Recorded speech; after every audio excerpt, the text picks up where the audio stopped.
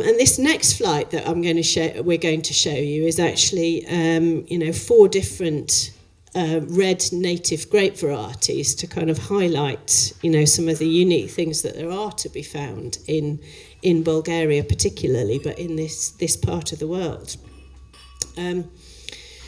To start off with, the first grape we're going to look at is Gamza, which you may also have come across as Kadaka in Hungary, and there's a little bit of Kadaka grown in Romania as well.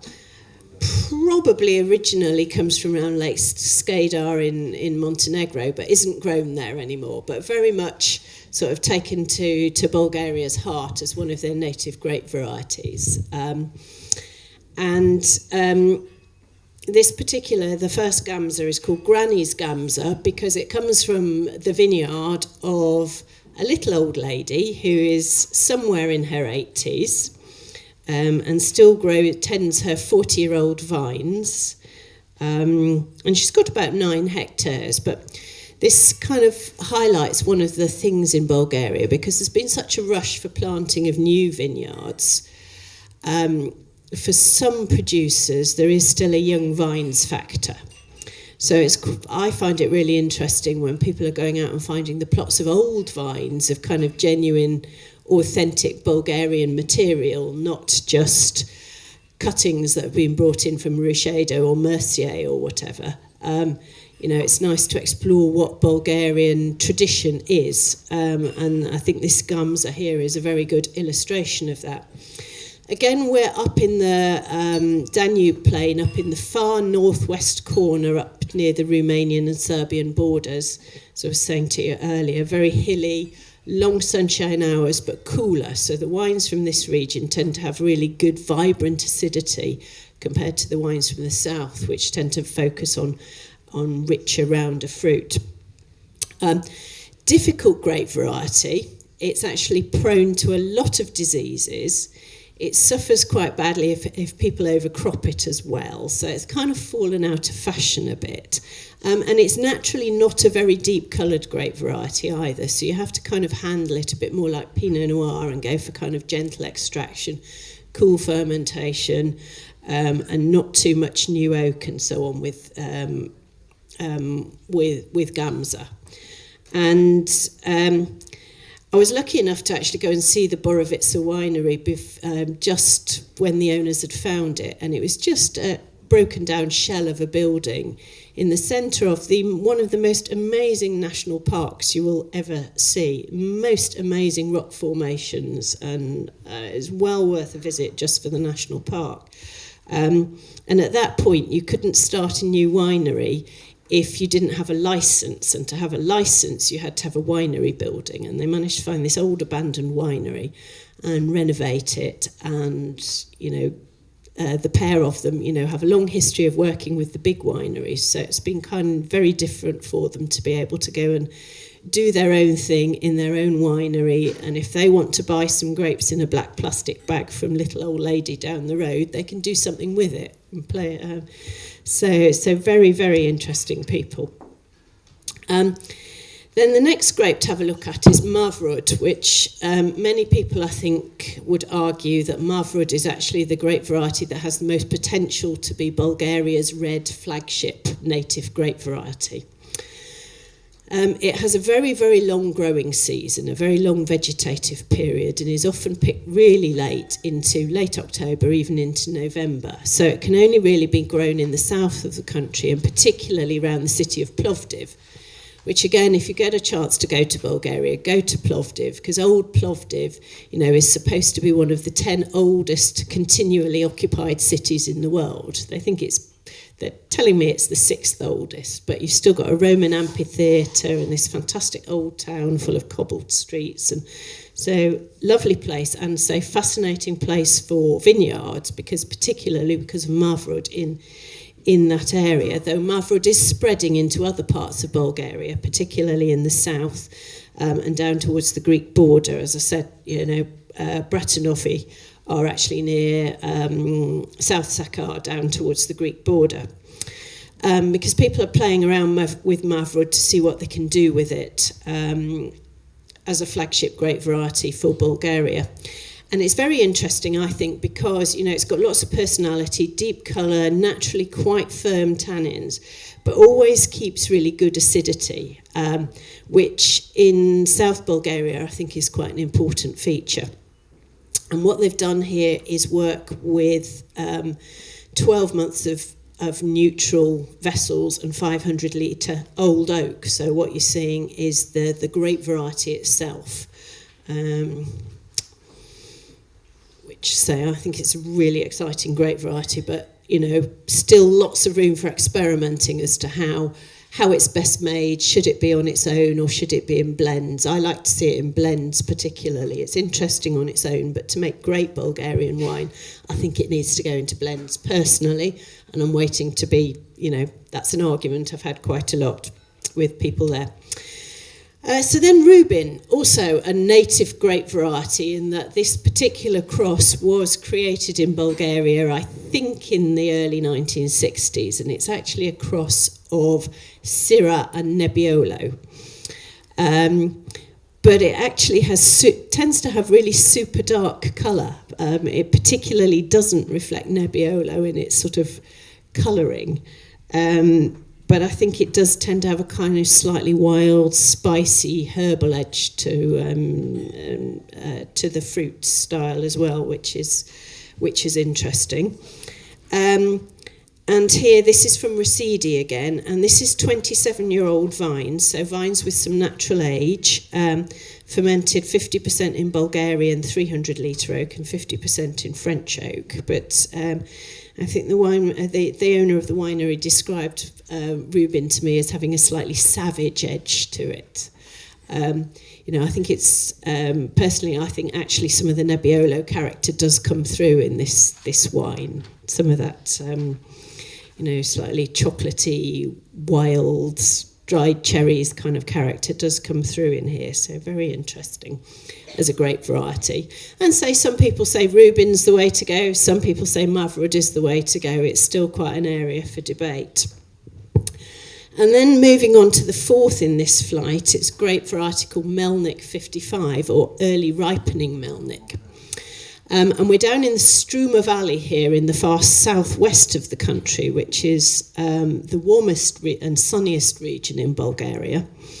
Very low rainfall down here. Again, fascinating area to go and visit because you're surrounded by hills down in this river valley. But this area particularly is one where a grape called broad-leafed Melnik is the traditional variety and is the most planted grape variety. But it's a bit of a pig. It's actually quite hard to make into really high-quality wines. And sometime, again, you know, back in the communist era, actually there was quite a lot of research went into producing various crosses of grape varieties because it was a good way of getting your PhD completed, was to produce a new cross of a grape variety. And quite a few were produced down in the Struma Valley, and some work was done with this broadleaf wine of Melnik, which is incredibly late ripening and quite unforgiving as a wine. And they did a cross with a 3-pollen mixture with this broadleafed vine of Melnik. And one of the grapes that came out of that was this Melnik 55, which ripens much earlier and has kind of much deeper colour and juicier fruit about it, and a lot more potential, I think, to make interesting wines. And it turns out, actually, the parent that did the pollinating was a thing called Valdigue from the northern Rhone Valley. So interesting history there. But, yeah, I think it's a really interesting grape variety, really only grown in that part of Bulgaria. But it's earlier ripening and much juicier fruit and more textured and interesting wine than I think the broadleaf wine of Melnik. So that's your 4 local grape varieties. I think when Caroline said that Bulgaria was kind of in the explorer stage, it certainly is, because if you think of established countries, they have 3 pegs on which to hang almost all their wines. They have the brands, which could be Antinori in Italy or Marqués Riscal in Spain. They have the appellations or denominaciones, which could be Chianti or Rioja. And then they have the grape varieties, which is Sangiovese or Tempranillo. Well, I mean, Bulgaria has none of those. There's no peg to hang these wines on, or at least not for me. Therefore, it's a matter of exploration. And I was lucky enough, the first time I met Eddie from Rossidi, thanks to Ivo, who was there, I tasted a range of Bulgarian wines at Vagabond Wines, which is down in North End Road in Fulham, which is not far from where I live. And the name is very good, Vagabond Wines. I mean, that wine, they have something like 250 wines by the glass in there. But it's, the whole thing in that wine shop is exploration. You simply don't go into Vagabond Wines to ask for a Chateau this, 2005. I thought these are absolutely fascinating. I love the Granny's Gamza, which I thought was, as Caroline said, slightly Pinot Noir in style, very fresh and clean. My favorite actually was the Mavrud, which I thought had a hint of Cabernet Franc in its wild raspberry acidity with a bit of Rhone richness. I thought that was very interesting indeed. The Rubin I found quite thick, quite robust. This time in the morning, I certainly prefer the lightness and the vibrancy of the Mavrud. And the Melnik seems to have a richness which the Rubin didn't have. So if you're going to have a robust wine, I'd rather have the sort of Grenache richness, the spherical, velvety, sort of mouth-coating richness of the Melnik. But they're all fascinating, and whereas they would all fit in to a meal very well, depending on the meal. But I mean, fascinating. Thanks, Stephen. Not too much to add to that. I think that's very comprehensive. I thought the Gamza had a nice juiciness to it, a note of pepper which kept it fresh. The Mavrud, I'm really pleased that's the example that we're showing, because I think that really shows the grape. Unadulterated, just pure grape, very, very bright aromatics and flavours, and as Stephen says, really promising, either on its own or as blending material. I think it's very good.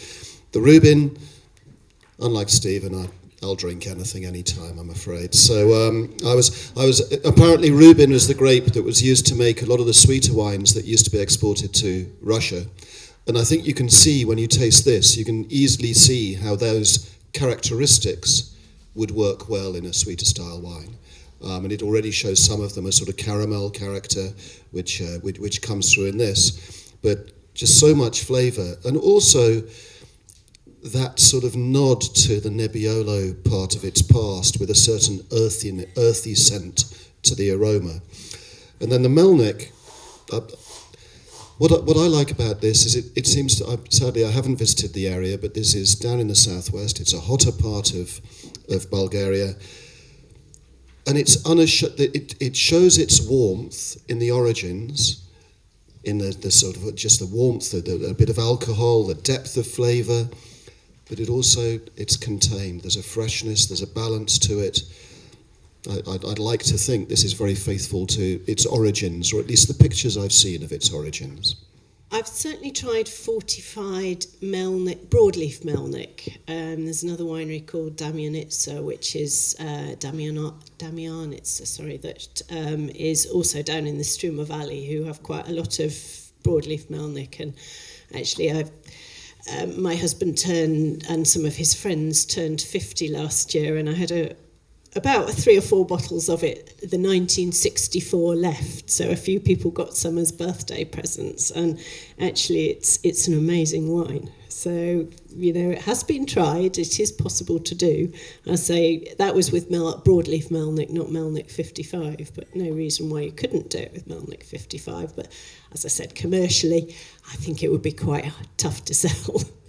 Yeah, I mean, I do think, certainly in markets where there's a domestic market that's prepared to pay quite high prices, I think it does make it difficult for people when you start saying to them, well, if you want to export to the UK and you want to be on the shelf at this price, then your export price, ex-sellers, has to be this price. And, you quite often see their faces just fall through the floor because know, if they've got customers, you know, say as you suggest, Canada, Switzerland, or domestic market, they're prepared to pay 25, 50 euros a bottle, and you say, well, export, no chance. Yeah, it does make it hard. Yeah, I don't think it was that expensive considering what it was actually. I've had it a few years though, so I can't really remember, I'm afraid. But yeah, I was talking to a winery a couple of weeks ago who want to put a wine on sale at 190 lever, which would be 95 euros a bottle. And, you know, they reckon they've got people that will pay that. And I said, well, good luck to you if you have. Great, if you've got customers then. Because, I mean, at the end of the day, the duty of wine is to be sold and preferably consumed and enjoyed, and then another bottle being bought. So, you know, if you've got customers that are prepared to pay for it and drink it, great. Residi, definitely. Borovica, definitely. Ivo, Varbanov, definitely. I think you bring in Bretonov as well, don't you? Yes, so they're all available. I'm not sure about the other producers. I would have to ask. No, the other producers not shipped currently. No. So, right. Oh, yes, sorry. You bring in Villa-Melnik, do you, Vassal? No, who do you bring in? Right, yeah, so Borovica's Vassal, and ask Ivo or Eddie about the prices for the others. I mean, I think last time I bought Residi Chardonnay, it was, I think I paid about $12.99 or so, and I think you're up nearer £20, aren't you, for your Chardonnay, Ivo? Oh. 16, there we go. And I think Borovica Gamza is in the Wine Society for about, what, 12? Yeah. They've got the black pack in the Wine Society, yes. So, right.